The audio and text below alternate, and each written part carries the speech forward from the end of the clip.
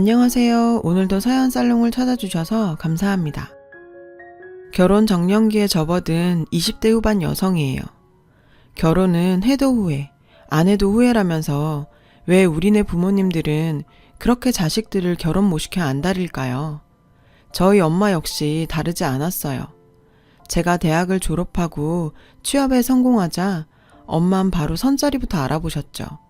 그러시면서 누가 당장 결혼하라든 결혼 전에 1, 2년은 만나봐야 할 거 아니니.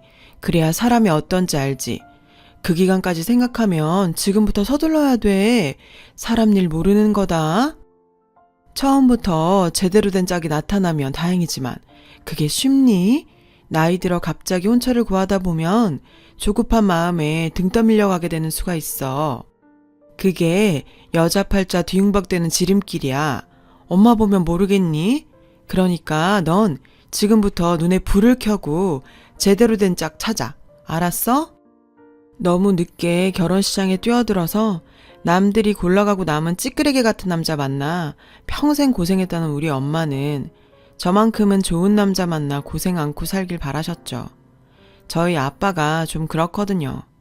가장으로서 가족들 건사하는 데는 전혀 관심 없고 본인 먹고 입고 쓰는 데만 열중하세요. 아빠한테 이런 말 하긴 좀 그렇지만 완전 이기적인 분이시죠. 게다가 이날 이때까지 월급 봉투 한 번을 제대로 엄마 손에 쥐어주신 적이 없대요. 본인을 위해 그렇게 투자를 하시니 집에 들고 들어올 돈이 없는 거죠. 그런 아빠 때문에 엄마는 정말 고생 많으셨어요. 자식들 키우랴 돈 벌랴. 그래도 천복을 타고나셨는지 엄마는 돈 버는 능력이 남달랐어요. 그게 능력이니? 남편이 변변찮으니 새끼들 굶기지 않으려고 발악한 거지. 진짜 내가 네 아빠만 안 만났으면 이런 고생 안 하고 살았다. 그러니까 너도 결혼 잘해 이거사. 솔직히 엄마가 너무 조건만 따지며 사윗감 고르는 게 못마땅하긴 했지만 엄마가 살아오신 걸 생각하면 한편으로는 이해가 되기도 해요. 오죽하면 이러실까 하고요. 암튼 그런저런 이유로 저는 20대 중반부터 선자리에 불려다녔어요. 하지만 절박한 마음이 없어서 그런 건지 결혼에 딱히 마음이 없어서 그런 건지 결과는 늘 꽝이었죠. 매번 분위기는 좋았던 것 같은데 애프터 신청까지 연결이 안 됐어요. 엄마는 좋은 조건의 남자를 놓칠 때마다 너무나 안타까워 하셨죠. 솔직히 전 이런 엄마의 편협한 모습이 싫지만 엄마를 거역할 용기가 없어서 바보처럼 따르고 있어요. 이 얘기를 들은 10년지기 절친은 영화 같은 데서 보면 너희 엄마처럼 배경 따지는 사람들이 꼭 사기꾼 만나 개고생하더라. 그러니까 네가 엄마 설득해서 그놈의 선 좀 그만 보고 다녀. 라고 했죠. 지금에서야 말이지만 그때 친구 말을 들었어야 했어요. 그랬으면 제가 이렇게 늦은 밤 분을 삭히며 사연을 적고 있진 않았겠죠. 그러던 어느 날이었어요. 선자리에 나가는 것도 슬슬 지쳐갈 무렵 조건만 놓고 봤을 때 지금까지 나타났던 남자들 중 최고 레벨이 나타난 거예요. 저희 엄마는 흥분의 도가니였죠. 상대는 거의 준재벌 수준의 부동산 재력가의 외아들이었어요. 학벌도 괜찮고 인물도 이만하면 어디서 안 빠질 정도는 됐죠. 형제는 밑으로 3살 어린 여동생이 하나 있는데 현재 미국에서 유학 중이고요. 부모 재산 절반만 물려받아도 이건 완전 논하는 거라며 엄마는 엄청 좋아하셨어요. 그렇게 결전의 날이 밝았어요. 머리부터 발끝까지 전문가의 손질을 받고 나간 자리였죠. 상대남은 사진보다 훨씬 괜찮았어요. 목소리도 좋았고요. 무엇보다 마음에 들었던 건 매너였죠. 문 열어주고 앉을 때 의자 빼주는 정도가 아니에요. 정말 사소한 거 하나까지 완전 배려. 이런 남자는 정말 처음이었어요. 배경 때문이 아니라 남자 자체만 봐도 정말 탐나는 사람이었죠. 솔직히 선자리는 처음이라 걱정 많이 했어요. 목적을 가지고 만나는 자리라서 왠지 딱딱할 것 같고. 근데 정현 씨 보니까 괜한 걱정을 했네요. 오래 알고 지냈던 것처럼 편하고 저랑 잘 통하시는 것 같아서요. 괜찮으시면 주말에 같이 영화 보실래요? 드디어 제가 애프터 신청을 받았어요. 그것도 제 맘에 쏙 든 상대한테서요. 앞뒤 잴 것 없이 오케이를 날렸죠. 그리고 그날부터 우린 1일이 됐고요. 남자는 1, 2년은 만나봐야 제대로 알 수 있다던 엄마는 조건이 조건인지라 만난 지 2달밖에 안 됐는데 벌써 결혼 얘기를 꺼냈어요. 어차피 더 볼 것도 없는데 길게 시간 끌 거 없다면서요. 하지만 아빠 생각은 좀 달랐죠. 이 여자가 어떻게 된 거 아니야? 결혼이 애들 장난이야? 그놈이 어떤 놈인지 어떻게 알고 함부로 우리 딸을 줘? 그 집 돈만 보지 말고 어떤 사람들인지 살펴야 할 거 아냐? 어떻게 엄마란 사람이 딸 자식 시집 보낼 생각하면서 돈만 보냐? 돈이면 다야? 돈만 있으면 애 행복하게 해준대? 그럴 거면 대기업 회장 아들 딸들은 왜 하나같이 이혼을 했겠어? 사람이 나이를 먹었으면 나이값 좀 해. 애 앞에서 속물근성 부리지 말고. 아빠는 엄마한테 화를 냈어요. 아빠의 그런 모습은 처음이었죠. 늘 자기 자신밖에 모르는 이기적인 분이라고 생각했는데 좀 의외였어요. 아빠 말에 자극을 받은 것도 있고 솔직히 예비 시부모님들이 어떤 분들인지 궁금했어요.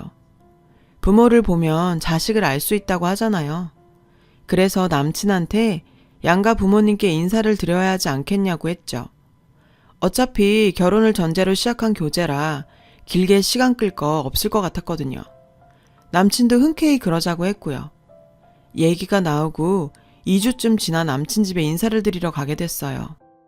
살던 집을 리모델링 하느라 소유 중인 주상복합 아파트에서 잠깐 지내고 있다고 했어요. 그런데 잠깐 머무는 중이라는 집 수준이 어마어마하더라고요. 부동산 존재벌이라고 하더니 확실히 레벨이 다르긴 했죠. 좁은 집에서 손님 맞으려니 부끄럽네요. 좁은 집? 강남 80평대 주상복합 아파트가 좁은 집이라는 예비 시어머님 말씀에 살짝 주눅이 들었어요. 사는 수준이 우리 집과는 하늘 땅 차이가 났거든요. 그저 평범한 중상층인 우리와는 사는 집부터 이렇게 다른데 과연 이 결혼해도 되는 걸까 고민이 됐죠. 기울어도 너무 기우는 결혼이니까요. 그리고 이런 고민은 예비 시아버지를 뵙자 더욱 깊어졌고요. 내가 다른 건 몰라도 부동산으로 돈 버는 재주는 대한민국 안에서 손가락 안에 들 정도라고. 내가 돈 냄새를 기가 막히게 맡거든. 남들은 돈이면 다냐, 명예가 중요하지. 뭐 이딴 되먹지 않은 소리를 하는데 난 그거 다 개똥이라고 생각해. 오로지 부동산. 대한민국에선 부동산만 가지고 있으면 만사 오케이야. 주님 위에 건물주란 말이 달리 나왔겠어. 그래서 말인데 아가씨는 어느 정도까지 생각하고 있나? 네? 그게 무슨 말씀이세요? 예비 시아버님은 놀라는 제 표정을 보시곤 오히려 황당해 하셨어요. 아니 무슨 말이냐니? 설마 우리 정도 되는 집에 빈손으로 들어올 생각하는 건 아니겠지? 결혼할 때 어느 정도 규모로 혼수를 해야 할지 아직 생각 안 했단 말이야? 아니 선보고 2달이 지났는데 부모님이랑 그런 얘기도 안 하고 뭐 했어? 아직 이런 말 하긴 이른 감이 있긴 하지만 아가씨, 우리 집에 시집 오면 땡 잡는 거라고. 내가 천년만년 살 것도 아니고 어차피 내 재산 우리 영준이랑 영란이한테 물려주고 갈 텐데 그 건물에서 나오는 세만 받았어도 죽을 때까지 다 못 쓰고 죽을걸? 그러니 이런 정도 집안에 시집 오면서 남들 하는 정도만 해오겠다고 하면 그거 완전 도둑놈 심보지. 혹시나 오해할까봐 내가 하는 얘긴데 내가 버는 족족 부동산에 꼬라박아 놔서 솔직히 당장 손에 쥔 돈은 별로 없어.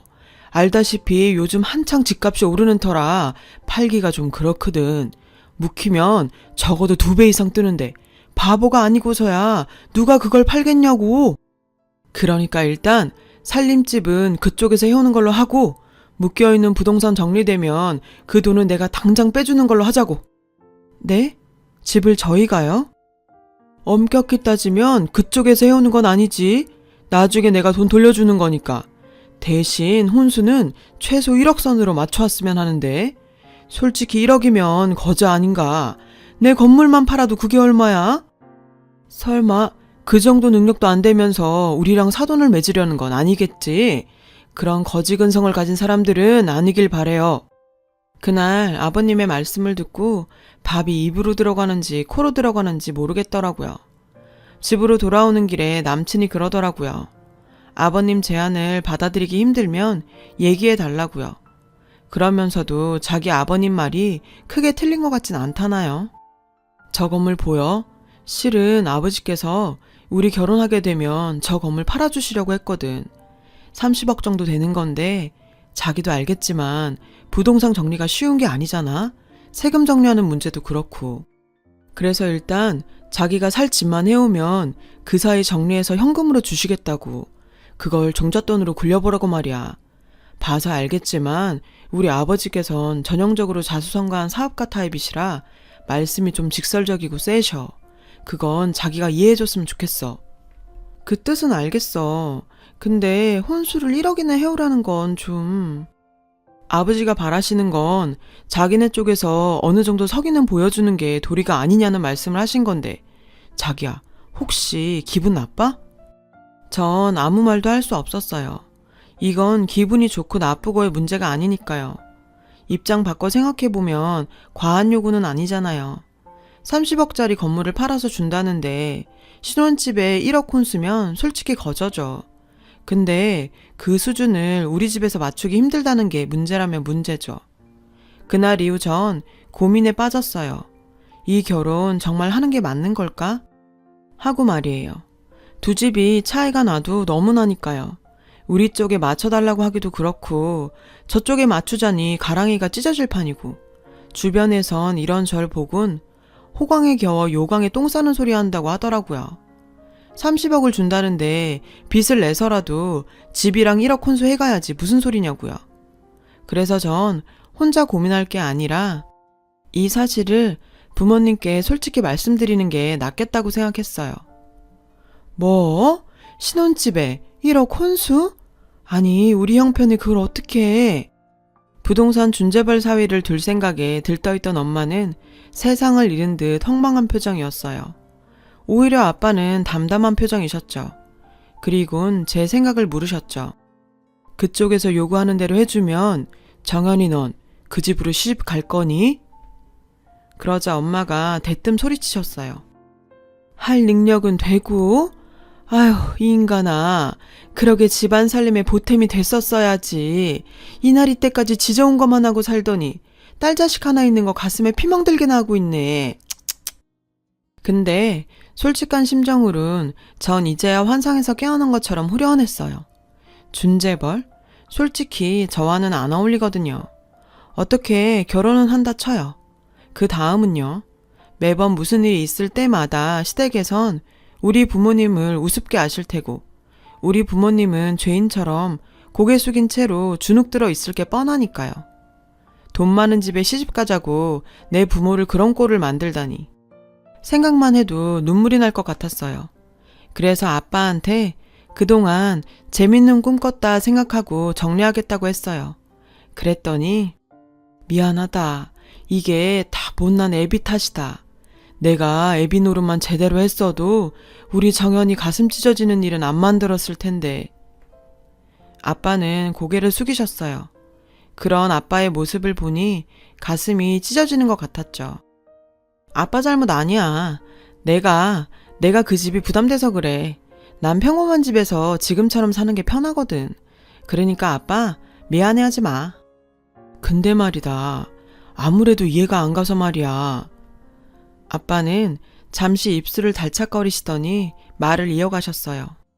30억짜리 건물을 굳이 팔 이유가 있을까? 예비사돈 말대로라면 그냥 두는 게 돈 버는 일인데 굳이 팔아서 주겠다고? 리모델링 중인 집도 있겠다. 신혼집이 필요한 거면 지금 사는 집에 니들이 들어가서 살아도 되고 정 안 되면 우리 집에서 살아도 되는데 말이야. 듣고 보니 정말 이상하더라고요. 그래서 다음날 엄마와 함께 부동산 중개소를 찾아가 그 건물에 대해 물었어요. 그랬더니 글쎄, 그 사람들 1년 전부터 근처 부동산에 들락날락 하면서 그 건물에 대해 묻고 다녔지 아마. 건물주와는 아무 상관없는 사람이며 보아하니 사기꾼들 같다고 하더군요. 엄마와 전 대차게 머리를 한 대 맞은 사람들처럼 잠시 멍하게 서 있었어요. 집으로 돌아와 인터넷 등기소에서 그 주소의 건물 등기부 등본도 찾아봤어요. 그런데 엉뚱한 사람 명의로 나오더라고요. 심지어 현재 살고 있는 주상복합 아파트 역시 다른 사람의 명의였고요. 다 거짓말이었던 거죠. 그래도 혹시 무슨 사정 때문에 명의를 타인 명의로 해놓은 게 아닐까 싶어서 확인을 해보려고 업체에 남친의 뒷조사를 의뢰했어요. 그리고 며칠 뒤 업체에서 주소를 하나 보내줬어요. 전 그 주소를 들고 찾아갔죠. 재개발이 진행 중인 동네였어요.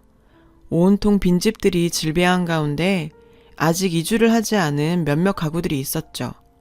주소지로 가서 벨을 누르자 맙소사 예비 시어머님이 나왔어요. 절 보자 도망치듯 집 안으로 달려들어가더군요. 안으로 들어가 보니 집안 살림에는 온통 빨간 딱지가 붙어 있었어요. 제 앞에서 그렇게 당당하던 예비 시아버님은 날근날근한 런닝 차림으로 거실 바닥에 앉아 줄담배를 피우고 있었고요. 절 보자 귀신이라도 본 사람처럼 놀라시더군요. 아니, 네가 여긴 어떻게... 그건 제가 드릴 말씀인데요. 아니, 부동산 중개벌께서 어떻게 이런 곳에 살고 계세요? 리모델링 중이라던 집이 이건가 보죠? 제 목소리를 듣고 남친이 방에서 나왔어요. 모든 게 까발려진 상황에 남친은 망연자실한 표정이 되었죠. 왜 안 그렇겠어요? 와, 이건 정말 쇼킹이네. 우리 부모님한테 1억 혼수도 못해주는 거지근성 가진 사람들이냐고 하더니 이건 뭐 어떻게 말이 안 나오네요. 아버님, 허언증 있으세요? 그러지 않고서야 이게 말이 돼요? 도대체 뒷감당을 어떻게 하시려고 이런 말도 안 되는 거짓말을 하셨어요. 난 이런 줄도 모르고 우리 부모님 가슴에 못을 박았네요. 입 있으면 말 좀 해보세요. 자기야, 그게 아니라 처음부터 자기를 속이려고 그런 건 아니야. 아버지 사업이 망하는 바람에 우리도 어쩔 수 없이 이런 짓을 하게 된 거야. 그치만 자기를 사랑했던 내 마음은 진심이었어. 믿어줘. 이 남자 끝까지 거짓말을 하더군요. 뭐? 사업이 망해? 그 마음은 진심이었어? 이게 끝까지 거짓말은. 야, 내가 여기 이러고 올 적엔 네 뒷조사 하나 안 하고 왔겠니? 너 전에 혼인빙자 사기치다 걸려서 위자료 물어주느라 개털된 거 다 알고 왔어. 그거 만회하려고 우리 집에서 돈 뜯으려고 네 부모까지 동원한 거 다 알아. 사람이 어쩜 이렇게 추잡스럽니? 아, 뭐야. 알면 안다고 말을 하지. 그랬음 쪽팔리는 척은 안 했을 거 아냐. 야, 솔직히 니네 엄마가 더 문제 아니냐? 부동산 중재벌이라니까 아주 살살 기더라. 딸내미 팔아 재벌 사돈 돼보겠다고 아주 혈안이 됐던데 그런 주제에 누굴 탓해. 있는 집에 딸 시집보내 한몫 챙기려는 네 엄마나 여자 올려서 돈 좀 뜯으려는 나나 뭐가 달라? 도찐개찐이지. 도찐개찐 좋아하시네. 너에 비하면 우리 엄마는 애교 수준이지. 넌 사기치고 딱 걸린 주제 어디서 큰 소리야. 너 나랑 만나면서 양다리까지 걸쳤더라. 나한텐 걸렸지만 아직 남아있는 쪽이 있어서 그렇게 의기양양인 거니? 근데 어쩌냐? 너 그쪽도 쪽박됐어. 그쪽에선 돈까지 빌렸다면서. 내가 오기 전에 전화해서 네가 어떤 놈인지 다 까발려줬어. 그러니까 헛된 기대는 접어. 너 같은 놈이 결혼은 무슨 결혼이니? 내가 경찰 불렀거든. 그러니까 그냥 은팔찌 끼고 빵에 들어가서 반성이나 해라. 그리고 두 분도 그래요. 자식이 죄를 지었으면 옆에서 말리셨어야죠. 어떻게 같이 사기 공모를 해요? 자식은 부모 등을 보고 자란다는데 두 분이 이러고 사시니 아들이 뭘 보고 배웠겠냐고요. 두 분 보니까 앞으로 부모님께 더 잘해야겠다는 생각이 드네요. 적어도 우리 부모님께서는 남한테 사기치고 사는 짓은 안 가르치셨거든요. 그때였어요. 밖에서 경찰차 사이렌이 요란하게 울렸죠. 남친과 어머님 아버님 모두 손에 나란히 은팔찌를 차곤 경찰서에 끌려갔어요. 전 참고인 조사를 받고 집으로 돌아왔고요. 그날 이후 아빠는 27년 만에 엄마한테 월급을 가져다 주셨어요. 엄마는 그날 우시더라고요. 이번 일을 계기로 앞으론 가장 노릇을 잘하겠다고 각서까지 썼습니다. 그리고 엄마는 제 앞에서 선보란 얘긴 일절 꺼내지 않기로 했어요. 돈 있는 남자 만나라는 말도요. 10년지기 친구 말처럼 이렇게 된통 사기꾼한테 당하고 나서야 정신을 차리다니. 저도 참 미련하죠. 충격적인 일을 겪었지만 저도 느낀 바들이 많네요. 앞으로 더 알찬 삶을 살려고 노력해야겠어요. 지금까지 제 사연을 들어주셔서 감사합니다. 따뜻한 하루 보내세요. 여러분, 사연 댓글에 응원과 현명한 조언 부탁드려요. 좋아요와 구독은 저에게 큰 힘이 됩니다. 오늘도 좋은 일 가득하세요.